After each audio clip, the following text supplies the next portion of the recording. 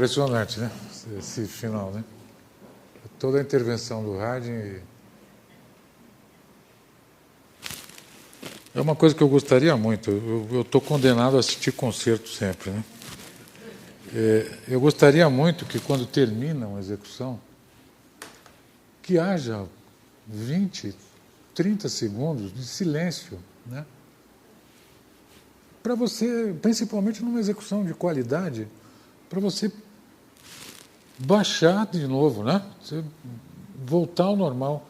Não, sempre tem um cretino que no último acorde ainda grita bravo! É uma coisa idiota, completamente maluco. Quer dizer, fica um campeonato de quem aplaude primeiro, mas o Beethoven escreveu na primeira edição da Heroica, da partitura, que saiu em 1805 ou 1806, o seguinte: essa sinfonia, ela era a mais longa até então escrita na história da música, tinha 40 minutos, um pouco mais de 40. Ele disse: essa sinfonia não deve ser tocada no final de um concerto de uma noite. Deve ser sempre no começo, porque as pessoas já estarão cansadas e não vão suportar. Ele não escreveu tanta novidade, né? Como aquele apresentou. Queria saber, a gente tem alguns minutos, queria saber se vocês querem conversar sobre alguma coisa que não ficou claro.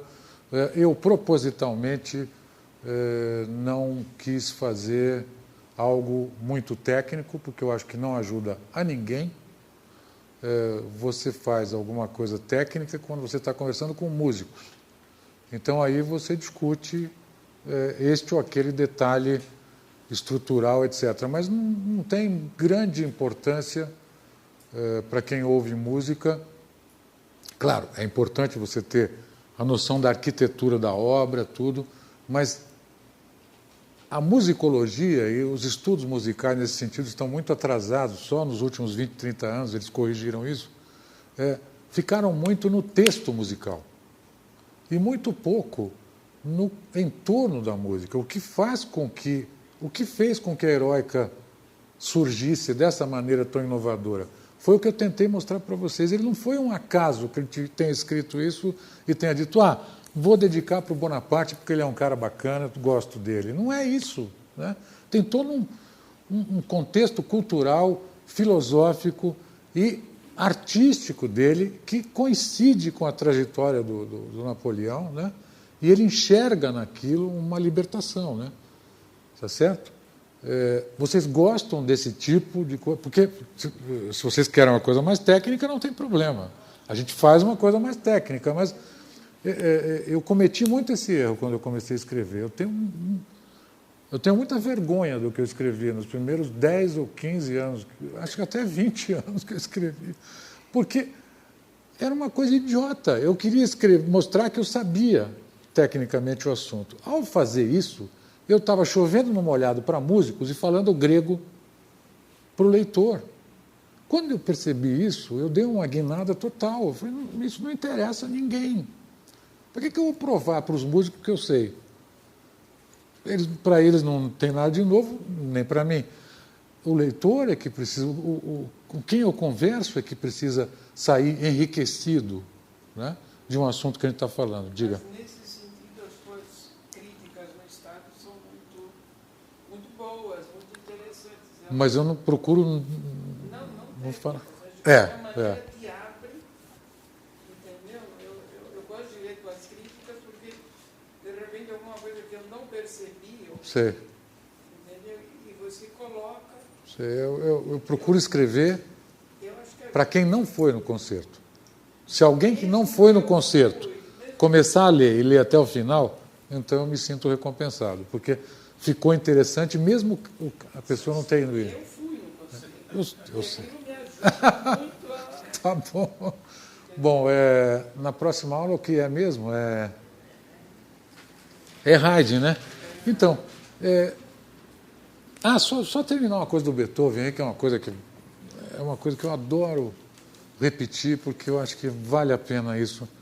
Quem ouviu vai ouvir de novo, e quem não ouviu vai ficar conhecendo. O Hoffmann, o famoso escritor, que era dublê também de música e crítico musical, foi ele quem fez as primeiras críticas das sinfonias do Beethoven em Viena. Imagina que Ele viu uma execução só, né? É verdade que ele também pegava a partitura, o manuscrito, ele olhava, né? Mas ele cunhou para a música, para esta música sinfônica de Beethoven, a expressão sublime, né? Beethoven atingiu o sublime, no sentido de que ele nos tira do sério, ele nos tira do eixo, né? Tinha em 1828, eu acho que estreou a 5ª Sinfonia dele, ele tinha morrido, em Paris. E o Lesueur, professor do Berlioz, estava lá no teatro e assistiu. Na saída, alguém perguntou para ele: então, professor, o que o senhor achou? Ele falou: olha, eu peguei o meu chapéu e fui colocar na minha cabeça e não acho a minha cabeça. Simplesmente não acho a minha cabeça depois disso. Não sei o que falar. Tamanha a novidade e o ineditismo disso que o Beethoven estava fazendo. A gente perdeu muito a noção do sublime, né? A gente ouve uma sinfonia do Mozart e acha que ela é banal, mas de jeito nenhum, né? Quando é executada com qualidade, com empenho, vocês viram o nível dessa execução, né? A gente teve a chance de assistir uma Heroica o ano passado em São Paulo, com a Filarmônica de Câmara de Bremen e o IERV, não sei se vocês foram ver. É uma execução do mesmo nível, hein? No Teatro Municipal. Eles fizeram mas a Heroica foi no Municipal, que tem uma acústica melhor para esse tipo de formação, para orquestra média. Olha, você estava lá, vocês foram ver? Eu sei que foi porque ela fez. Foi uma coisa impressionante. É uma orquestra do tamanho dessa, né? Só que essa é toda de instrumentos do século XVIII, XIX. A de Bremen não, misturava algumas coisas. Tinha alguns instrumentos modernos, outros antigos. Mas tinha essa chama. Toda vez que uma interpretação... Porque a nossa vida musical hoje, se a gente olhar, 99,9% é de música do passado. Nós vivemos a era da interpretação, né? É uma era de museu. É de museu. É uma coisa que, por exemplo, um sujeito, na época do Beethoven, não entenderia, né?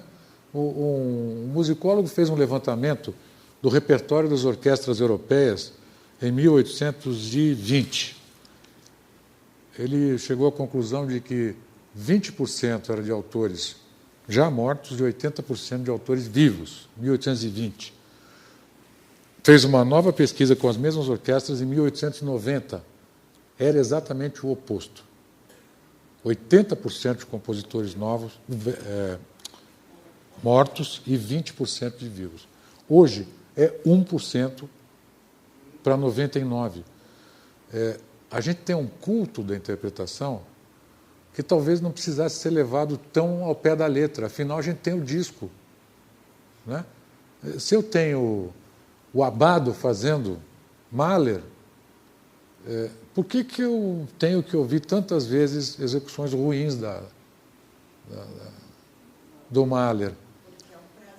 O JJ era um cara assim, quer dizer, ele ficou tão... Ele encheu tanto o saco dele ver coisas ruins no palco, que ele falou: não vou mais, pô. Eu não vou. Eu vou montar um esquema de som legal em casa e vou ouvir o Abbado, ou vou ouvir o Marius Jansons com a Concertgebouw, etc. Bom, tem uma vantagem, claro. Você ouve a hora que você quer, né? Que você está afim, do jeito que você quer e com a companhia que você quiser. Agora, você perde o sentido de comunhão, né? A gente assistiu um DVD, mas o fato de a gente ter assistido juntos... Claro. Tem a acústica, que muda em qualquer ocasião, conforme a sala também, né? Mas se a execução é ruim, vou te contar, viu? É complicado. Não, eu não estou dizendo que a gente vive um momento ruim, não. Contrário, a vida musical de São Paulo vive um momento excepcional. Excepcional. E, no geral, a vida musical é de um nível muito alto, porque a nossa é uma era de interpretação. As orquestras, principalmente, se especializaram em interpretar a música do passado. né? É uma música que não nos choca mais, não nos dá mais essa coisa do novo, né? Eu não vou, claro que eu não vou querer que se toque só música nova, porque aí não fica ninguém no teatro. E a ideia não é essa. A ideia não é essa. Eu não sou um xiita maluco que quer fazer uma coisa dessa, mas você precisa trazer, mesmo a música do passado, é isso que eu quero chegar, que ela diga algo a você hoje no presente. É a experiência que a gente vai ver quarta-feira que vem. O Jordi Savall recriou, é o Haydn, né, semana que vem? Ele recriou todas as condições da primeira execução das 7 palavras de Cristo na cruz do Haydn, em 1787, na igreja de Cádiz, na Espanha. Ele gravou um DVD na igreja de Cádiz, na mesma hora em que aconteceu, com as mesmas condições, a igreja toda apagada, toda no escuro, só luzinhas nos músicos. É um negócio impressionante. Mas mais do que isso, até aí você faz uma recriação do que aconteceu naquele dia. Ele convidou duas personalidades para comentarem cada uma das palavras de Cristo. O Panicar, que é um catalão, ele é catalão e sempre põe um catalão, claro, né? Tem razão. O Panicar, que já morreu, inclusive, e o Zé Saramago, José Saramago, escritor português ateu. É inacreditável como, de repente, esses 7 adágios que o Haydn dizia que era a música mais difícil que ele tinha composto na vida, porque você encadear 7 adágios e isso não ficar boring, tedioso, é muito complicado, né? E ele conseguiu. Hã? Eu só conto quarta-feira que vem, engraçado. Não, hoje não vamos falar disso. Eu só quero deixar vocês curiosos para quarta-feira que vem. Bom, eu acho que é isso. Se vocês quiserem conversar, falar mais alguma coisa, estou à disposição. Se vocês quiserem ver o que DVD é esse e tal, etc., também. Eu já vi isso em algum lugar, não que já deu isso. Esse DVD eu acho que o Filme Arte já passou. Já passou. Ele pode ser visto de 2 maneiras. O documentário, assim como está, ou então só a execução. Aí você vê a execução. Esse aqui.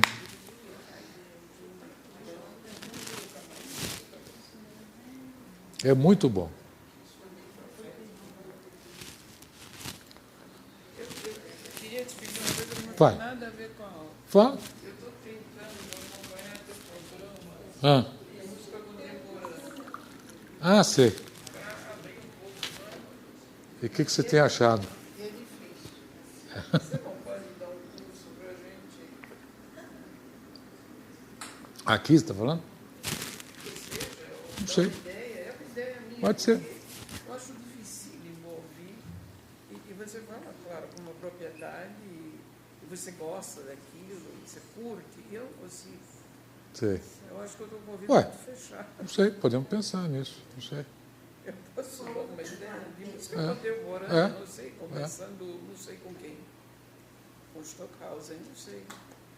Bom, podemos pensar nisso. Você, Não é um problema. juro que eu tento acompanhar. Tá bom. Ok. A mudança de rumo na música do Tartufo, de repente, subir heróica, não tem a ver com a surdez, o início da surdez. Eu não sei, eu não associaria isso, porque, por exemplo, os últimos sei, mas os últimos quartos. Não, mas o compositor tem o seu ouvido interior. O compositor tem o ouvido interior. Né? No caso dele, inclusive. Não, é só o ouvido interior, né? Quem faz aqueles quartetos, aqueles últimos quartetos, aquelas últimas sonatas, né? A 111, por exemplo. Tem um DVD absolutamente maravilhoso, acho que é uma das coisas mais lindas que eu já vi na minha vida, do András Schiff, tocando e explicando a Opus 111 do Beethoven. É divino, não tem tradução, é só em inglês, mas é uma obra-prima. É uma obra-prima. O modo como ele mostra que o fato dele ser surdo ou não tinha a menor importância. O ouvido interno dele. Mas as dissonâncias têm a ver com o que ele imaginava, o que ele ouvia não correspondia à realidade. Não, mas o treinamento, deixa eu falar uma coisa para você. O treinamento do músico inclui ele, quando ele lê música, ele tem que ter esse ouvido interior para imaginar como soa. Senão é um músico que não vai longe. É verdade. É verdade. E já se estudou o cérebro desses músicos desses talentosos, aí como Mozart, tipo assim, se eles têm alguma coisa diferente? Eu acho que já, mas não tem não. Eu acho que isso não é Não, porque para ouvir... não é neurológico. Eu acho que é uma coisa intelectual mesmo. O cara desenvolve esse... 4, 5 anos, Mozart compunha... A gente não treina... até um certo momento na história do mundo, não se lia só em voz alta. Não sei que século que foi, que alguém disse, pô, para com isso, cara, vamos ler em silêncio. Porque senão, 3 pessoas lendo, ninguém consegue. Aí começou-se a ler, né? E você, quando lê em silêncio, você está lendo internamente. Pô. Você tá lendo alto, mas para o teu ouvido interior e não exterior, eu acho. Não é não? Fala. Você falou do Hoffman, né? Que aceitou, então, a obra na primeira vez. E os demais críticos, como é que foi? Foi violentíssimo. A reação foi muito violenta contra, né? Principalmente, o senhor estava falando da surdez, no caso da Nona, eles disseram, pô, esse cara tá maluco, tira esse surdo daí e tal, é desse jeito, é paulada pura em cima dele. Qual foi a reação mais violenta? Foi a terceira, a quinta ou a nona? Foi a Nona porque ele já era uma celebridade, né, absoluta, e mesmo assim mandaram pau nele, né? Porque aquele ainda está jovem, né? Aquele está jovem. Você vê, o cara trata o Nobel lá como um jovem talento e tal, etc. Tem A execução da Nona, primeira vez, não foi póstuma? Não. Ele estava presente, sim. Ele tentou reger, não conseguiu. Foi um inferno. O primeiro violino tomou. Foi uma história. Nada a ver com aquele filme lá, que tem a assistente que não existe. Aquele filme não tem nada a ver com o que realmente aconteceu, não. Da Nona Sinfonia. Sim, a Heroica é a primeira. É classificada como primeira. É a terceira sinfonia dele. A Heroica, A terceira. mas não é a primeira que ele escreve. Já vê Não, essa diferença. sim. A primeira e a segunda eu acho que ainda está muito tributária do Haydn e do Mozart, né? É na Heroica que ele se afirma como diferente. Eu sou eu. Mostra suas armas, eu acho que é na Heroica, sem dúvida. Mas é muito legal a gente ver a reação dos críticos na época, né, no momento da estreia. Por isso que os escritos do Hoffman são... Mas não é uma crítica de jornal do Hoffman. É uma crítica acadêmica quase, porque tem 10, 15 páginas para uma sinfonia. Né? Nos outros jornais, você tem críticas mais curtas e aí os caras repetem um pouco o que esse nobre fala. Cacofonia, isso aqui, nossa... Né? Mas isso é uma constante na história da música, né? O Bartók teve coisas inacreditáveis, críticas que chamaram a música dele de coisa de... Nem cachorro consegue ouvir isso. Bela Bartók. E hoje os vanguardistas também se usa isso. É igualzinho, né? A diferença... há uma diferença, né? Até o começo do século XX há uma diferença no tipo de crítica. Quer dizer, até o século XX você tem a linguagem tonal, em que é o campo em que está todo mundo né, navegando. Então, dentro desse campo, o cara critica e fala mal, porque ele não gosta assim, gosta assado, isto aqui não é forma sonata, né? O cara esquece que forma sonata não é algo que alguém chegou e disse assim, olha, forma sonata, olha, o sonata é o seguinte, tem o primeiro tema, que é masculino, tem o segundo tema, tem o desenvolvimento... Nada, ninguém falou isso. Isso foi acontecendo, a forma foi se... Sabe, e não existe uma forma tipo sonata, né? Existem muitas variantes disso, né? Depois do Schoenberg, e no século XX cada compositor é uma mônada, porque cria o seu universo, a sua linguagem musical, aí o bicho pega. Né? Aí o bicho pega porque, de fato, não há nenhum ponto em comum entre o que o compositor está imaginando e está realizando em termos de som e o que o público está ouvindo. Né? Então, nos Estados Unidos já se chegou ao extremo de o bate-papo antes da obra ser executada ser tão longo que o pessoal se recusa a assistir, porque é técnico demais. O cara vai lá, dá uma puta aula de música e tal. Não interessa isso.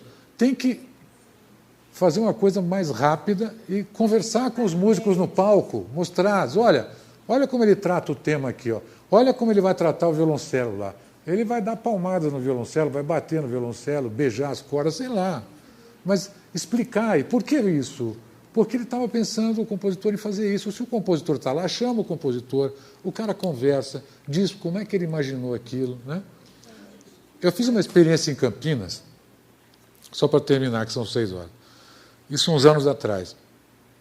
Um arranjo para trio, piano, violino e violoncelo, feito pelo Stoirman, um pianista que era muito amigo do Schoenberg, e participou lá da Sociedade de Execuções Musicais Privadas em Viena, na década de 20. Ele fez um arranjo de Noite Transfigurada, que é para sexteto de cordas, para piano, violino e violoncelo. Eu fiz uma experiência em Campinas que fiz o seguinte, essa peça dura 25 minutos. Normalmente eu entro, converso, explico, falo, chamo os músicos e todo mundo saca, ok, eu saio e aí o pessoal toca.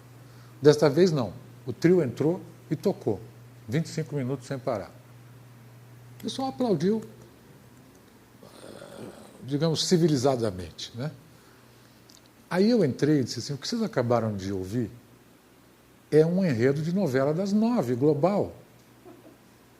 É um cara passeando com a mulher na lua, à meia-noite, e ela diz para ele que está grávida. Aí, quando ele começa a festejar, ele diz assim, mas é de outro cara.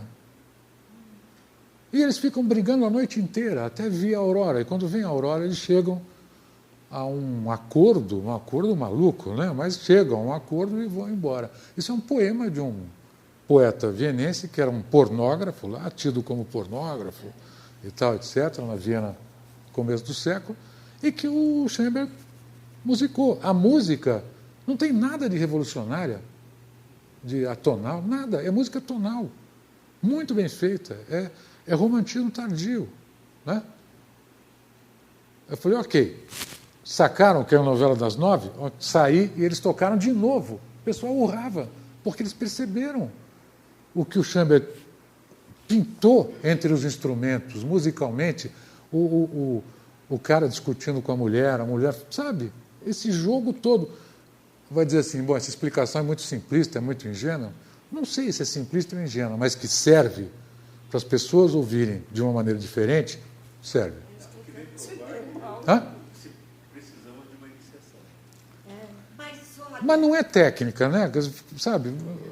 Esbanjar técnica é bobagem, eu acho, não sei. Le Sacre de Banda, eu acho que mais paulada do que o Stravinsky recebeu, nenhum compositor recebeu. O teatro inteiro. É verdade, mas... E hoje é uma música. Mas aí é uma questão complexa, hein? Porque Não é uma música, não. a dança também foi... A coreografia do Nijinsky foi um absurdo, cada um fazia uma coisa. A dança eu acho que era mais revolucionária do que a música do Stravinsky. Se você viu a coreografia do Nijinsky, ela é muito mais maluca do que a música do Stravinsky, que era quase comportada. A música difícil naquele momento era o Pierrot Lunaire do Schoenberg. Essa sim, que é do mesmo ano, né? Um ano antes, 1913. É 13 do ano passado, né? Bom, quarta-feira que vem espero vocês.